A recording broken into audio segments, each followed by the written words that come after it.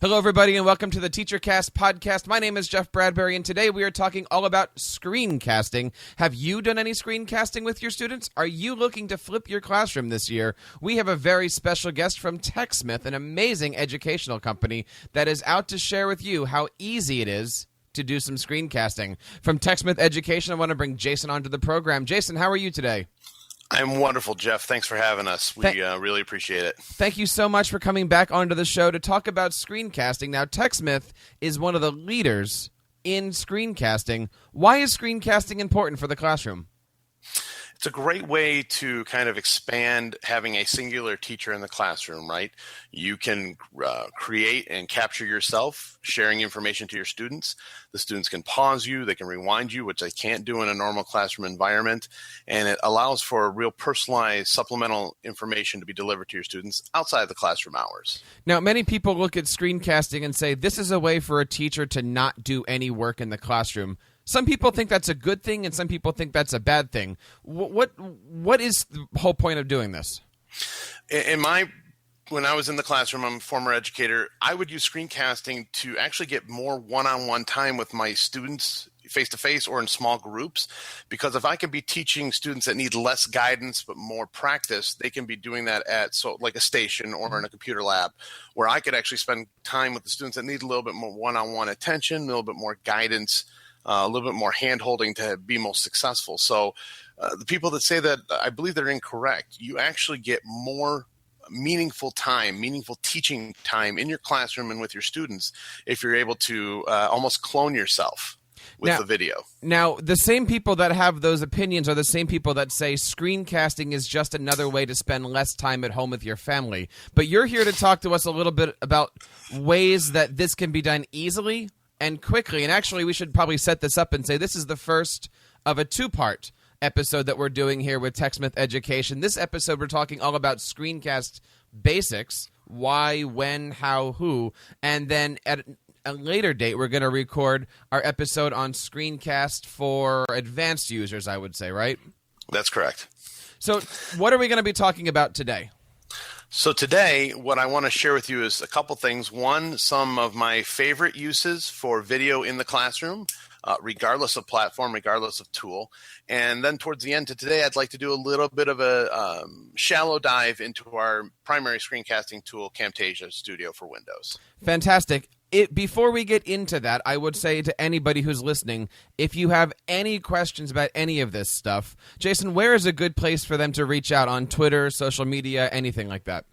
Sure. So personally, I'm very active on Twitter. I can be found at J2TheV, and we'll put that up later on. Mm-hmm. Techsmith is very active on Twitter and multiple social media platforms. You can find us at Techsmith, or even better for educators, at Techsmith EDU. You can find us at www.techsmith.com/education. If it exists in the social media world, we're attached to it. And there's a lot of great people, both on the education team and on our social media team, that are ready to interact with you. And that's one of our favorite things to do, is to talk with people that are using our products, have questions, or they're just trying to be more awesome in their daily lives. So certainly check Techsmith out. And if you have any further questions about this or the next video, you can, of course, reach out to us over at feedback@teachercast.net. Now, Jason, before we go into our presentation today, most people ask, what do I need to make a screencast? Can I talk? Mm-hmm. Can I do this on a tablet? Can I do this on my phone? Can I do this with my tablet, with my phone? Do I need to buy microphones? What is the basic setup that a teacher needs to even think about doing something like this? So there's two things to consider. One is, if you're going to do an actual screencast, meaning the recording of your screen, you basically need a computer. And I always recommend a USB microphone. You're going to get the best sound quality out of those and have better results the first time through. If you're going to be doing video in your classroom, you can do that with both an iPad, an iPhone mobile device, doesn't have to be an Apple device, and a laptop. And it just depends on how you want to marry those things together. When I'm in the classroom, I do screen recordings here on my laptop. If it's items that can be shared either through a website or a program, And then I like to bring in what I call real world content. And that's what I capture using my smartphone or my tablet. And a subtle marriage of the two in a very easy, simple to use way makes a very powerful piece of content for my students or for my coworkers for professional development activities. And that's a lot of what we're seeing screencasts used for as well. Not only is it in the classroom, but it's in your teaching and learning environment amongst peers. So Jeff, if we could right now, I'd love to show you some of my favorite uses of video in the classroom. I think that'd be a great idea. So Jeff, this is a presentation I've shared a few times, but I'm really happy to share it with you and your audience. It's just videos in the classroom. It's different ways of using video, regardless of what tool you're using. I used all of Techsmith products here, either Camtasia or Snagit, and a little bit of our mobile app Fuse, and we could talk about all those later if we want. But these are the most common uses for people who want to just get started with video. They're like, I know I need to use it. How do I get going? So the first one is one you've probably heard most often. It's how is flipping a lesson. Flipping your lesson or flipping your classroom is basically taking content that you would teach in your classroom and making it available outside your classroom, either in video form or audio form. This is great because students who are absent can then view material that was presented when you were not, when they were not in the classroom. They could be out sick or family vacation, or as it happens in the older grades, they're out for a sporting event. It allows the students to then pause, rewind, ask questions, and if you're really deep into how you use video, you can actually embed quizzes in here to check for understanding so that when they do come into the classroom next time, you can see whether or not the content that you delivered was received, whether it was understood, or whether or not you need to visit it again. My next favorite is teaching when you're absent. And the gentleman you might see in this video, if you happen to see the picture, is Dan Spencer. He's an educator here in Southeast Michigan. This was the first way I personally used audio or video in the classroom, and it was because my wife and I had our daughter right around the start of the school year. Not the best time for you to be absent in your classroom. So what I would do is I would establish my classroom routines, and then I would record these videos so that the guest teacher that was going to be in charge of my classroom didn't have to necessarily convey the information. They just had to support what I was teaching. I would indicate what was needed to happen that day, what were the expectations, what was the assignment, and what they could do when they were finished. So there was no question as to whether or not directions had been given. One of my favorite. A real popular use right now is personalized feedback. This is an example from April Gudenrath. She's a teacher out in Colorado. What she does is the students, they happen to be a Google Apps for Education school. So a lot of the students turn in their written work via Google Docs through Google Drive. And what she does is she'll pull up Camtasia or Snagit, and she'll actually record her screen of her walking through the student's paper. And I asked her why she did that, and the best thing she said was when she was in college writing papers, she got back a paper with a margin note with the words, "What were you thinking?" And because she was like normal people, she would say the voice she heard in her head was, "What were you thinking?" When in fact, when she went and talked to her professor, it was more like, "What were you thinking? I'm not understanding your following at this point." Well, if you can give your intonation and the inflection of your voice while walking through a paper, which she does both with edits made and cold reads, it's a great way to give feedback to your students because they can then act on that information right away rather than guessing what's happening with the written notes. Another great way is parent community communication. So this is a recording done by a superintendent here in Michigan of just a PowerPoint, and it's a delivery on a kind of grim subject, the budgetary situation of their school. He realized that when he made these meetings a public forum, that the area they were holding them in was not suitable for all the people in the community who wanted to attend. So he recorded them and made a video so that people could then watch, consume the information, and directed all questions to him in his office. A great way of doing that. In my classroom, I also did the same sort of thing where I would write a newsletter out every week, and I got to the point where I would ask the class and their parents who had internet access at home and who would rather get sort of a video podcast wrap up of the week.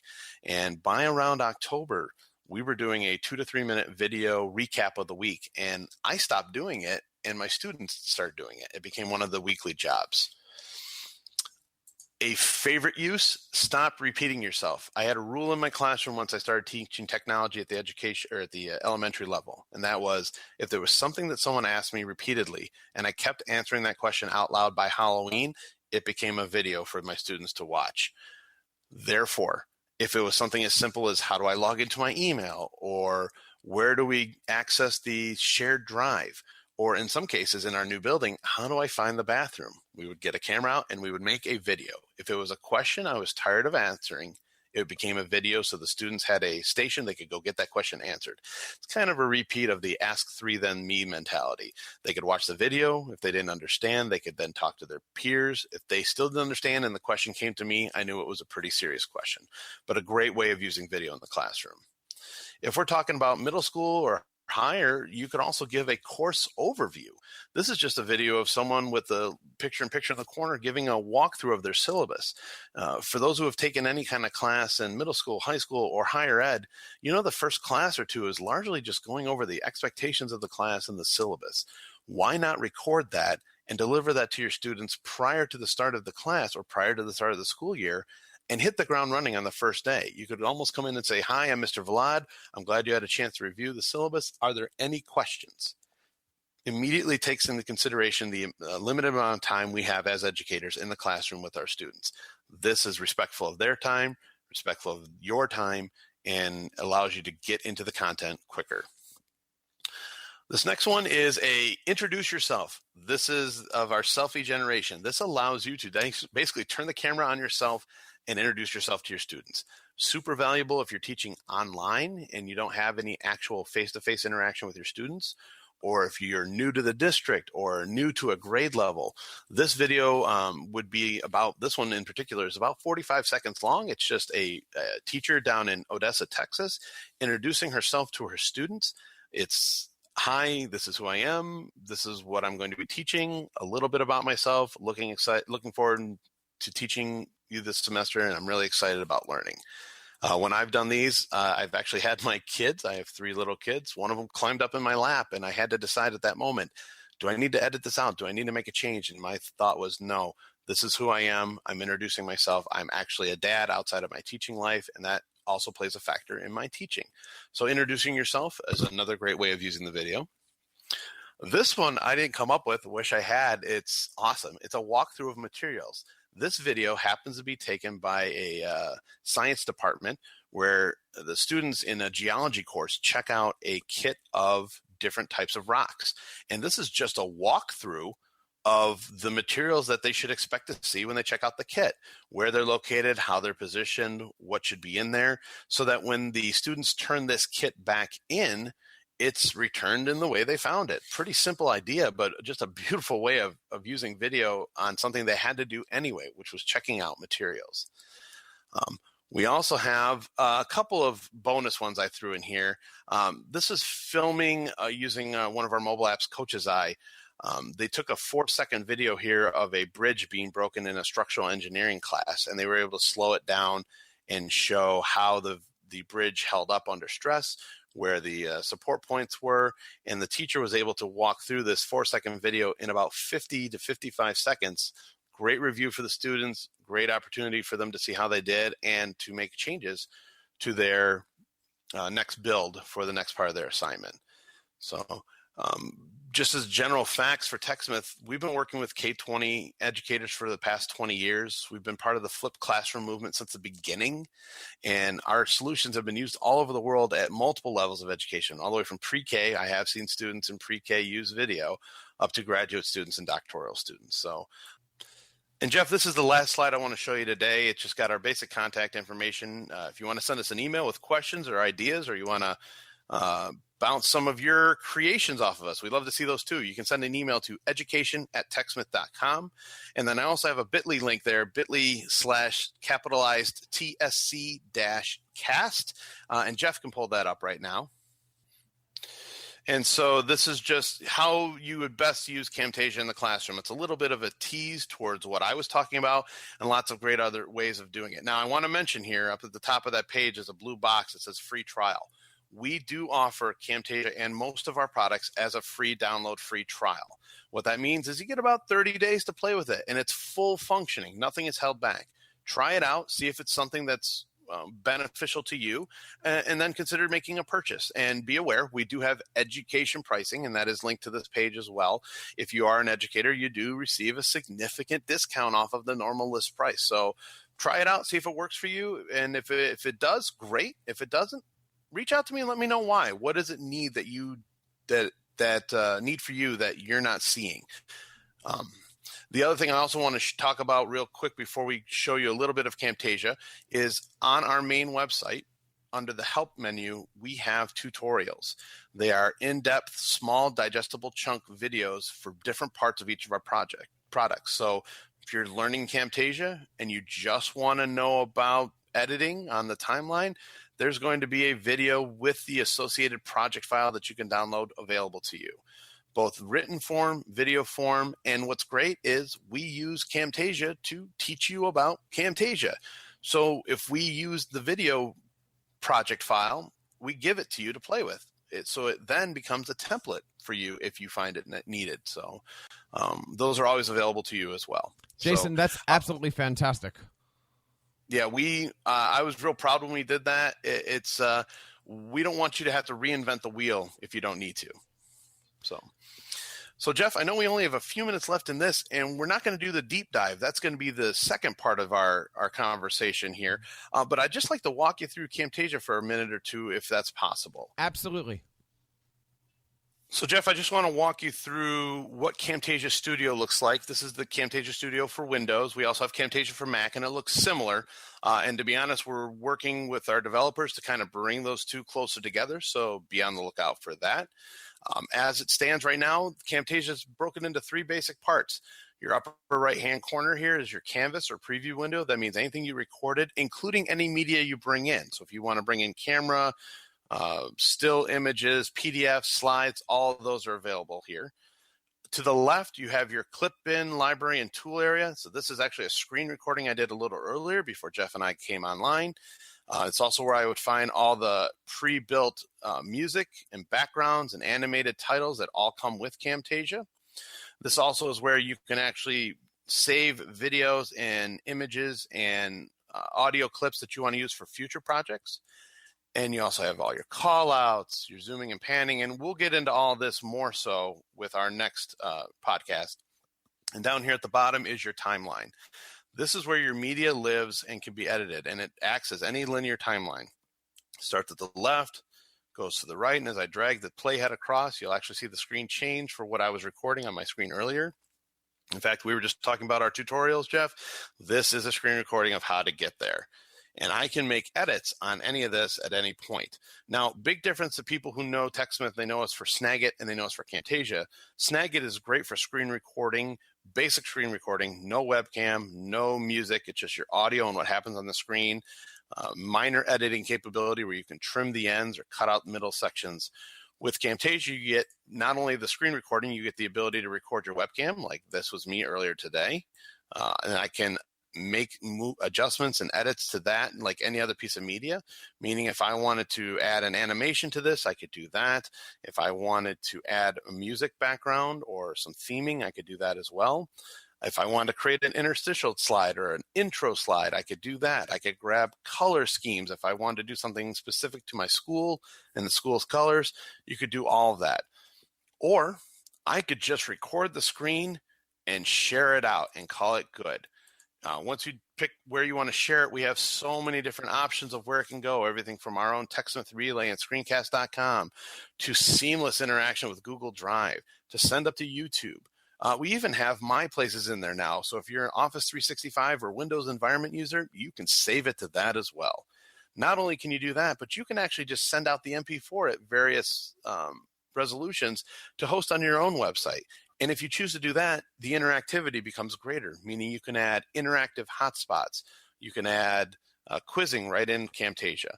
We have the ability to do green screening. You have the ability to do basic transition. There's just so much, Jeff. I could go into a giant rabbit hole, but I think I'm going to save some of that for when we get into our next podcast.